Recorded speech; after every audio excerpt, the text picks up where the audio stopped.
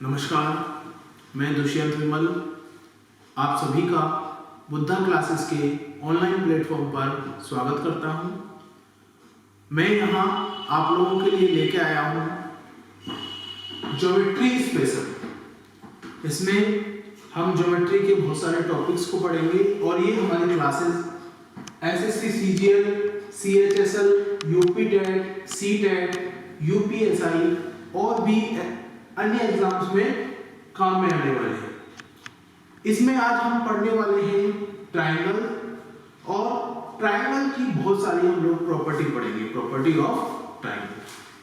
तो आइए चलिए स्टार्ट करते हैं आज की हमारी क्लास, जिसमें मैं आपके लिए लेके आया हूँ बहुत सारी कुछ प्रॉपर्टी। बहुत छोटी छोटी चीजों को हम लोग समझेंगे और बहुत छोटी छोटी चीजों से कुछ बेसिक्स हमारे बनाएंगे जो कि हमारे आने वाले एग्जाम्स में बहुत ही ज़्यादा महत्वपूर्ण होते हैं। बच्चों, एक बात मैं अक्सर हमारे सभी बच्चों से कहता हूँ क्लासेस में कि आसान चीज़ें पढ़ना सबके लिए आसान है।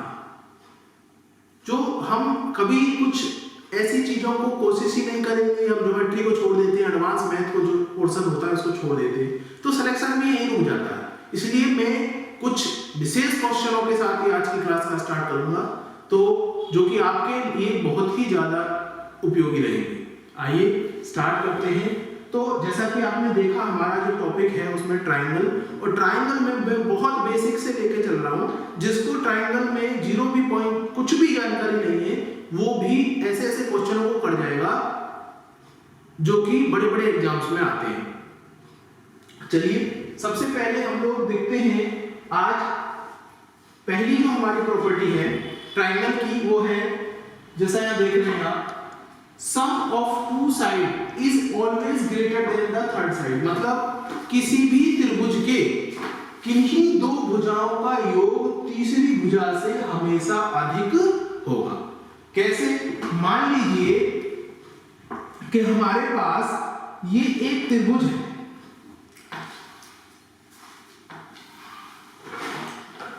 इस त्रिभुज में इसके ये तीन कोण हैं, कोण ए, कोण बी, कोण सी, और इन कोणों के सामने हमने इनकी भुजाओं को लिखा हुआ है। जैसे ये कोण ए के सामने इस भुजा का नाम दे दिया मैंने स्मॉल ए, इस भुजा का नाम दे दिया मैंने स्मॉल बी, और इस भुजा को मैंने कह दिया स्मॉल सी। ये तीन इसकी भुजा। अब जैसा कि हमने कहा कि दो भुजाओं का योग, यानी मान लीजिए मैं इस भुजा BC और AC की बात कर रहा हूं, या मैं कहूं कि मैं भुजा A प्लस B की बात कर रहा हूं, तो इन दोनों का जो जोड़ होगा वो हमेशा इस तीसरी वाली भुजा से अधिक होगा, तीसरी वाली भुजा से अधिक होगा। या मैं कहूं B और C, इन दो भुजाओं का जोड़, ये तीसरी भुजा इसके लिए A से हमेशा अधिक होगा। या मैं कहूं C प्लस A, ये हमेशा तीसरी भुजा B से अधिक होगा। तो ये बात आपको समझ में आई क्या? कि sum of two side of a triangle is always greater than the third side. या कहें हम कि किसी त्रिभुज की किन्हीं भी दो भुजाओं का जोड़ तीसरी से अधिक होगा। तो क्या कंक्लूजन निकल के आया? a plus B greater than C, b plus C greater than a, c plus a greater than b। इतनी बात समझ में आ रही है आपको? ठीक है। अब इसी के साथ हम चलते हैं दूसरी प्रॉपर्टी पे। दूसरी प्रॉपर्टी क्या है? दूसरी प्रॉपर्टी है इसकी कि किसी त्रिभुज में किन्हीं भी दो भुजाओं का अंतर, किन्हीं भी दो भुजाओं का अंतर तीसरी भुजा से कम होगा। क्या मतलब है इस बात का? इस बात का मतलब समझते हैं।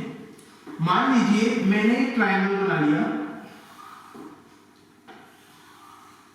ये ट्रायंगल है A B C, इसकी भुजाएं मैं ले रहा हूं, वही A के सामने वाली भुजा को मैंने कोण A के सामने वाली भुजा को A बोल दिया है, B के सामने वाली भुजा को B बोल दिया है, और कोण C के सामने वाली भुजा को C सी बोल दिया। तो अगर मैं इन दो भुजाओं का अंतर की बात करूं, मान लीजिए मैं कहता हूं a माइनस बी, तो ये जो a माइनस बी होगा वो हमेशा छोटा होगा इसकी तीसरी भुजा से। यहां पे एक चीज और समझिए, मान लीजिए कोई ऐसा ट्रायंगल आ जाता है हमारे पास, जैसे मैं एक एग्जांपल ले लेता हूं कि मैंने कोई एक राइट एंगल ट्रायंगल ले लिया जिसकी भुजा है 6, 8 और 10। अब मैं इन दो भुजाओं का अंतर निकालता हूं, मैंने करा 6 माइनस 8, तो 6 माइनस 8 इक्वल टू माइनस के 2।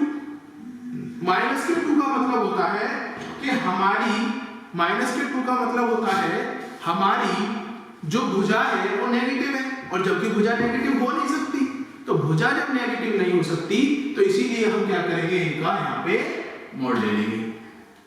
मॉड लिया, अब हम मॉड क्यों लिया, क्योंकि भुजा कभी भी नेगेटिव नहीं ले सकती, यानी नेगेटिव नंबर हम यहाँ पे नहीं ले सकते, इसीलिए आप दूसरी भुजा को देखिए। अगर मैं यहाँ पे b माइनस सी निकालूं तो ये मेरा क्या आ जाएगा, ये मेरा आ जाएगा a से कम, और अगर मैं c माइनस a निकालूं तो ये मेरा आ जाएगा b से कम। कहने का मतलब ये है कि अगर आप इस त्रिभुज की किन्हीं भी दो भुजाओं को लेते हैं तो इनका जो डिफरेंस रहेगा, इनका जो अंतर रहेगा वो हमेशा तीसरी भुजा से कम रहेगा। इतनी बात समझ में आई आपको? उम्मीद है इतनी चीजें अभी आपको समझ में आ रही हैं। छोटी छोटी चीजें हैं, छोटी छोटी चीजों से ही हम लोग एक बड़े क्वेश्चन की तरफ बढ़ते हैं। पहले बेस बना रहा हूं, उसके बाद आप कठिन से कठिन क्वेश्चन को सॉल्व कर रहे हैं। चलिए, अभी हमने दो प्रॉपर्टी सीखी है, इन दो प्रॉपर्टी के आधार पर एक क्वेश्चन है परिस्थिति में आया हुआ है, उसको देखते हैं क्या है। क्वेश्चन ये है कि मान लीजिए यहां पे एक ट्रायंगल है, कोई ट्रायंगल है, ये मान लीजिए मैं यहां पे ट्रायंगल बना लेता हूं, सॉरी,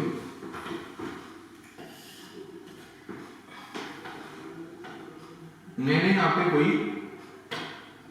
ये ट्रायंगल बना लिया, कुछ भी हो सकता है, भुजा ए बी और सी, इसकी तीन भुजाएं हैं। मान लो ये मैंने कह दिया ये 8 है और ये b है और ये 14, तीन भुजाएं। तो आपसे पूछा गया है कि अगर ये तीन भुजाएं इसकी हैं तो इन तीन कंडीशन में से कौन सी कंडीशन इसके लिए सही होगी, ये सवाल आया हुआ है। अब आपको इस पे सोचना पड़ेगा क्या कर सकते हैं। तो बच्चों बहुत ज्यादा सोचने की जरूरत नहीं है। अभी मैंने आपको बताया कि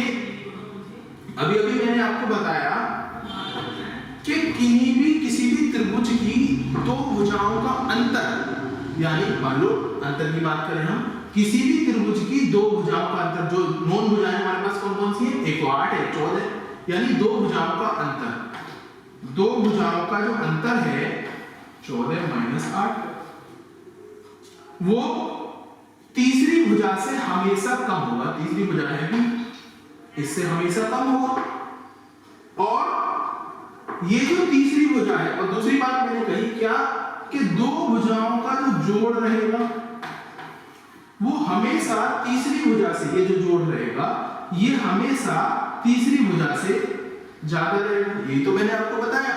अब जरा देखिए 14 में से 8 माइनस कर दीजिए, कितने बचे 6, b और ये 14 प्लस 8 22। तो हमारा कंक्लूजन निकल के आया बच्चों 6। इनमें से कौन सा है कि जो b है वो 6 से तो बड़ा है, b 6 से बड़ा है, इसमें 13 और 22 से छोटा है, यानी इसका मतलब हमारा जो आंसर रहेगा वो रहेगा सी। बात समझ में आई? क्लियर है इतनी बात समझ में आ गई? ठीक है, आगे बढ़ते हैं।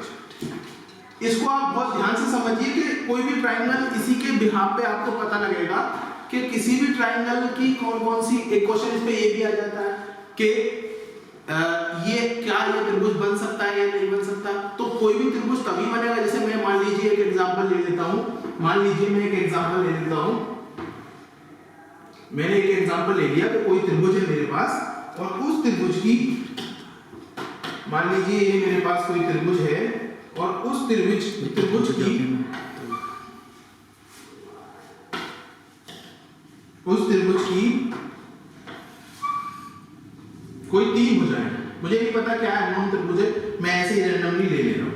मैंने मान लो यही जो अभी आपको एग्जांपल दिया था वही दे दिया 6, वैसे तो ये ट्रायंगल कुछ और बनेगा, किसी और शेप का रहेगा, मैं मान लीजिए ले लेता हूँ 6, 8 और 10, कोई और शेप रहेगा पता नहीं क्या है, लेकिन देखते हैं बनेगा। तो मैंने कहा क्या ये ट्रायंगल पॉसिबल है, चलिए चेक करते हैं। 8 में से डिफरेंस गिनी भी 2 का साइड, 8 में से 6 माइनस कर दिए कितना बचेगा 2, तो तीसरी भुजा से तो वही छोटा है, कंडीशन फुलफिल कर रहा है, कोई भी और दे 2 दे लो। 8 में से 10 माइनस कर लो या 10 में से 8 माइनस कर लो तो भी 2 ही बनेगा।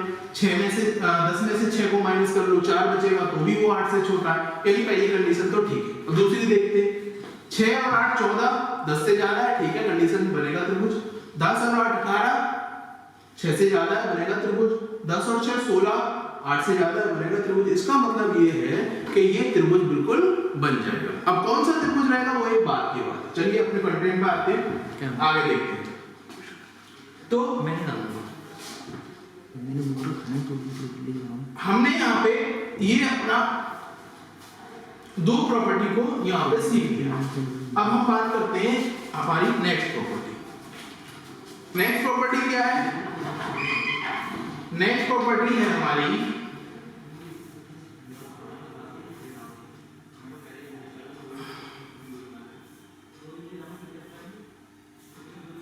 ये क्या है कि किसी भी त्रिभुज के तीनों कोणों का योग 180 अंश होगा। किसी भी त्रिभुज के तीनों कोणों का योग 180 अंश होगा। Sum of all 3 angles of a triangle is equal to 180 degree. जैसा कि आप लोग जानते ही हैं त्रिभुज के बारे में। मान लीजिए मैंने ये कोई त्रिभुज बना लिया, ये कोई त्रिभुज है ए बी और ये सी। तो इस त्रिभुज के जो 3 कोण रहेंगे, ये कोण ए, ये कोण बी और ये कोण सी, इन तीनों का जोड़ हमेशा 180 अंश के बराबर होगा। यानी कोण ए प्लस कोण बी प्लस कोण सी बराबर होगा 180 डिग्री। इतनी बातें क्लियर है? इतनी चीजें क्लियर है? इतनी चीजें क्लियर है सबको? अगर ये चीज आपकी क्लियर है तो यहां पे एक और चीज समझने वाली है। क्या है? ये बहुत बेसिक सी चीज है, ये सबको पता होती है। अब एक और चीज हम लोग समझेंगे, क्या कि अगर मान लीजिए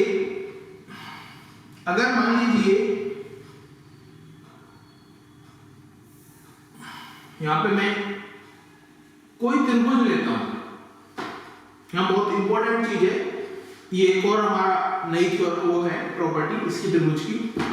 क्या है प्रॉपर्टी? क्या यदि किसी त्रिभुज का एक कोण दूसरे कोण के बराबर है तो उसके सामने वाली भुजा भी आपस में बराबर रहेगी। कैसे? मान लो कि ये मेरे पास एक त्रिभुज है, इस त्रिभुज की ये कोई 3 भुजाएं हैं, ए, ये 3 कोण हैं और इन 3 कोणों से भुजा बनी ए बी बी सी और सी। इनका मैं कोई भी नाम ले लेता हूं। मान लीजिए मैंने कहा, चलिए साइड्स इनका नाम ले देते हैं कोई भी, ठीक है, ए, ये बी और ये सी। हमने कहा कि अगर किसी त्रिभुज के कोण बराबर हैं तो उनके सामने वाली भुजाएं भी बराबर होंगी। मान लो मैं कहता हूं कि ये जो कोण B है ये इस कोण C के बराबर है। मान लो ये दोनों ही कोण जो है 60-60 डिग्री के हैं या 45-45 डिग्री के बराबर है। तो अगर हम कहते हैं कि कोण B बराबर है कोण C के, अगर हम कहते हैं if angle B equal to angle C, तब क्या कंक्लूजन इससे निकलेगा? तब यहां से एक चीज पता चलेगी हमें। क्या? हमें पता चलेगा कि हमारा जो कोण B के सामने वाली भुजा है कौन सी? B, ये बराबर होगी जो कोण C के सामने वाली भुजा है किससे? C के। बात समझ में आई? यहां से एक और बात हम समझ सकते हैं। अगर हमारा कोण B बड़ा है कोण सी से, तब क्या करेगा, तब ये जो भुजा बी होगी ये भी बड़ी होगी निश्चित रूप से भुजा सी से। अगर हम कहें कि कोण बी छोटा है कोण सी से, तो हमारी भुजा बी भी छोटी होगी कोण सी से, सॉरी भुजा सी से। इतनी बात समझ में आ रही है? क्या बताया है मैंने यहाँ पे? ये बताया है कि अगर किसी त्रिभुज के दो कोण बराबर हैं तो उनके सामने वाली भुजा भी बराबर होगी। अगर कोई दोनों में से कोई एक कोण बड़ा है दूसरे से, तो उनके सामने वाली भुजा भी दूसरी भुजा से बड़ी होगी। अगर कोण छोटा है दूसरे कोण से, तो उसके सामने वाली भुजा भी छोटी होगी दूसरी भुजा से। इतनी बात समझ में? अच्छा, अब अगर इतनी बात समझ में आ चुकी है हमारे, तो इस पे एक क्वेश्चन हम लोग देखते हैं, क्योंकि चीजें तभी समझ में हमें बहुत अच्छे से आती हैं। थ्योरम हम बार बार पढ़ते हैं, बार बार पढ़ते हैं और रटते भी काफी हैं, लेकिन उसका एप्लीकेशन लेवल पे कभी यूज नहीं करते, उन चीजों को समझ नहीं पाते। इस वजह से हमें प्रॉब्लम आती है, क्योंकि एप्लीकेशन लेवल तक आप लोग जाते ही नहीं। आप लोगों ने क्या किया कि हाँ फिर में ये है, ये नियम है, इसको रट डाला। अब उसको रट तो लिया, लेकिन उसका यूज कैसे कैसे होगा, कहाँ कहाँ होगा, ये समझ में नहीं आता है। तो इसको समझते हैं। मान लीजिए मैंने कहा कि मेरे पास कोई त्रिभुज है, मेरे पास कोई त्रिभुज है जिसमें, यहां पे मैं बना रहा हूं उसको आप लोग, ताकि आप लोगों को समझ में आए चीजें।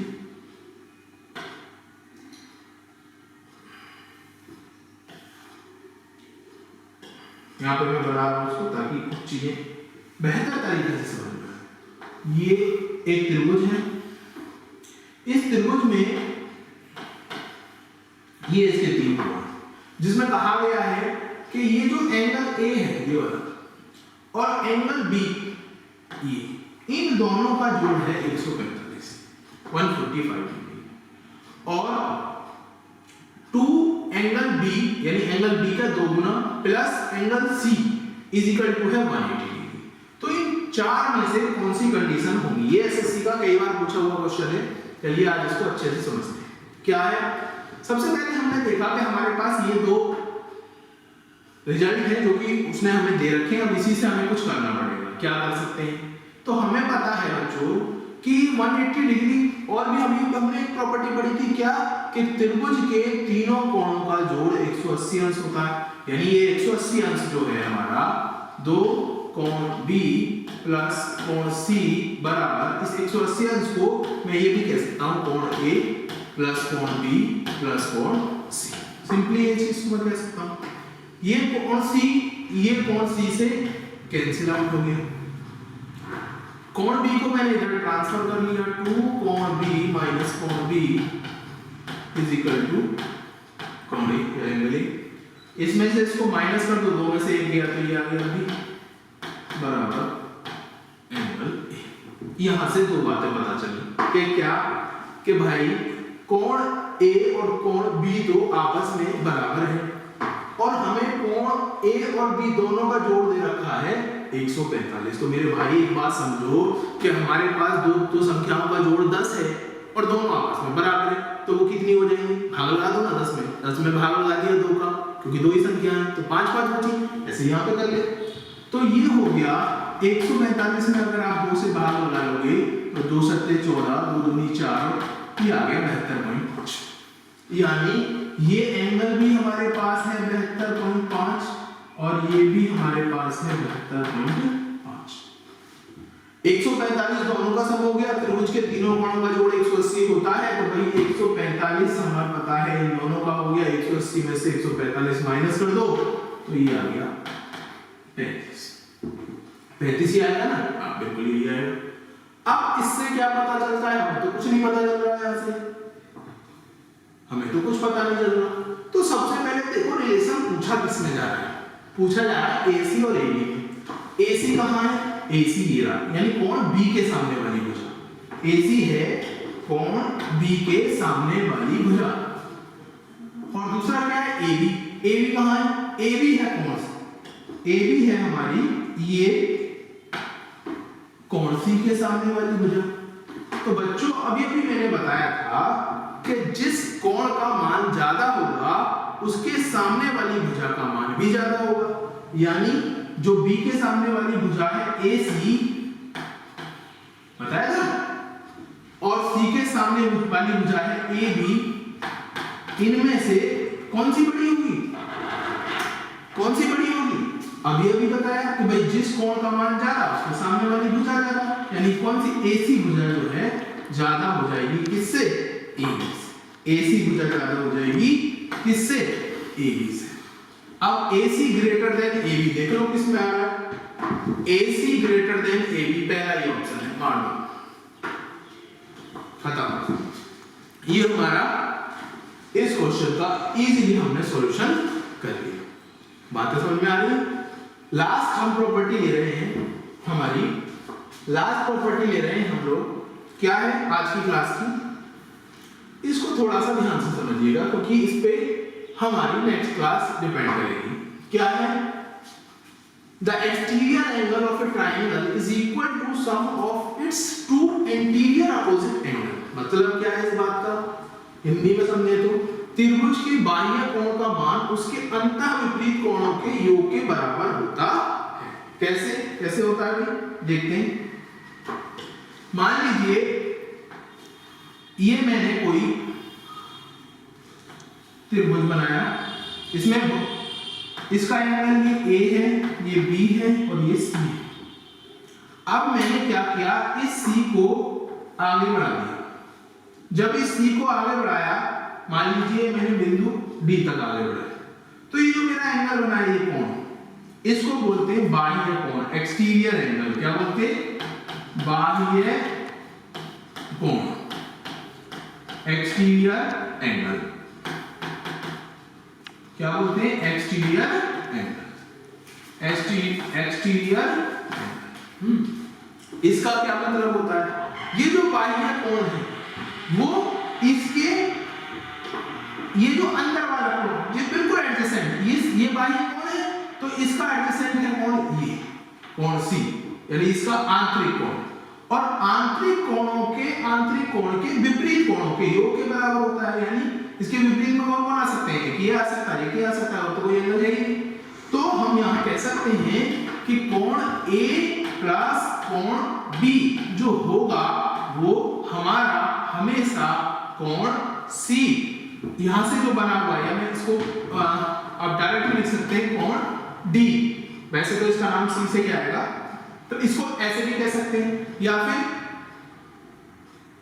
हम यहाँ इसको पूरा नाम लिखते हैं जो कि सही तरीका है किसी भी कोण को लिखने का। कोण ABC, कोण ABC बीच वाला कोण, या कोण BAC, इसको यहां पे लिख सकते हैं। यहां पे मैं इसको इधर लिखता हूं ताकि ये चीजें आपको समझ में आए, इसका मतलब क्या होता है। BAC ये इक्वल हो जाएगा आपका एंगल ACD, एंगल ACD। ये रिजल्ट हमारा यहां से निकल के आया। इसको मैंने यहाँ पे इसका बाह्य, या मैं इसको यहाँ पे ऐसे लिख देता हूं ताकि कंफ्यूजन ना हो आप लोगों को, ये जो लोग बाद में देखेंगे कंफ्यूज हो जाएंगे। यहाँ पे लिखता हूं मैं इसका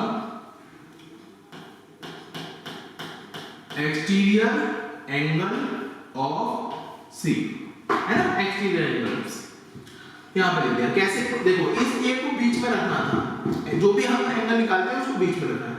angle BAC, angle ABC is equal to angle ACD। तो आज की क्लास में इतना ही। इस क्लास में मैं बहुत सारे क्वेश्चन आप लोगों को लेके आ रहा हूँ अपनी नेक्स्ट क्लास में। तो आप लोग जल्द सभी बच्चों से मेरा अनुरोध है कि ज़्यादा से ज़्यादा संख्या में इसको आप सब्सक्राइब करें, फॉरवर्ड करें, शेयर करें, और आपका प्यार हम लोगों तक पहुंचना चाहिए। धन्यवाद।